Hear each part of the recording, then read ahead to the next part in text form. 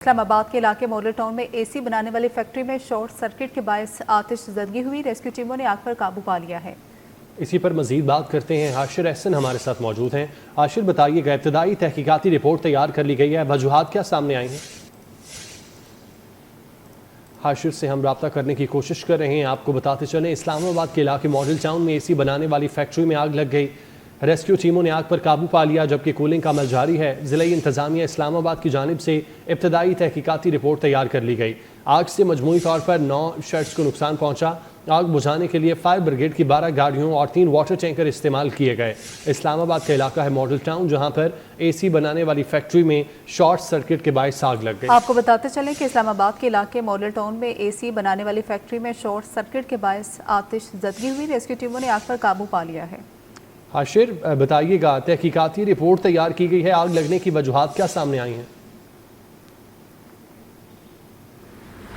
जी बिल्कुल, थाना हुमक के एरिया जो मॉडल टाउन है वहाँ पर ये आग लगने का वाक़या जो है वो पेश आया और एयर कंडीशनर्स बनाने वाली ये फैक्ट्री है जिसके अंदर ये आग लगी और इस हवाले से ज़िली इंतज़ामिया की जानिब से जो अपनी इब्तदाई रिपोर्ट है वो भी जारी कर दी गई है। जबकि यहाँ पर हमारी रेस्क्यू हुकाम से बात हुई, उनके मुताबिक भी जो है वो आग पर काबू पा लिया गया है। जबकि इस वक्त जो कूलिंग का अमल है वो फैक्ट्री के अंदर जारी है और रेस्क्यू हुकाम ने यह भी कहा कि इस आग लगने के वाक़े के अंदर जो वो किसी किस्म का कोई जानी जो नुकसान है वो नहीं हुआ। जबकि जो माली नुकसान हुआ है उस हवाले से अभी तक रिपोर्ट जो है वो तैयार की जा रही है। जबकि इब्तदाई रिपोर्ट के मुताबिक आग जो है वो शॉर्ट सर्किट की वजह से लगी, जिसकी वजह से फैक्ट्री का एक बड़ा जो हिस्सा है वो भी गिर चुका है और तकरीबन 60 से 70% जो यूनिट्स थे ये फैक्ट्री के अंदर वो भी इस वक्त गिर चुके हैं। जबकि माली नुकसान का जो तहमीना है वो इस वक्त लगाया जा रहा है। जबकि दूसरी जानिब आग पर इस वक्त जो है वो मुकम्मल तौर पर काबू पा लिया गया और सुबह 7 बजकर तकरीबन 7:15 बजे ये वाक़या जो है वो आग लगने का पेश आया, जिसके बाद 3.5 घंटे तक रेस्क्यू काम की जानिब से ये ऑपरेशन जो है ये किया गया और अब इस वक्त जो है वो आग पर मुकम्मल काबू पा लिया गया है। जबकि कूलिंग का अमल जारी है। 15 से ज़ायद यहाँ पर जो रेस्क्यू की गाड़ियाँ हैं उनकी जानिब से इस ऑपरेशन के अंदर जो है वो शिरकत की गई। जबकि 50 से ज़्यादा फायर फाइटर जो है उनकी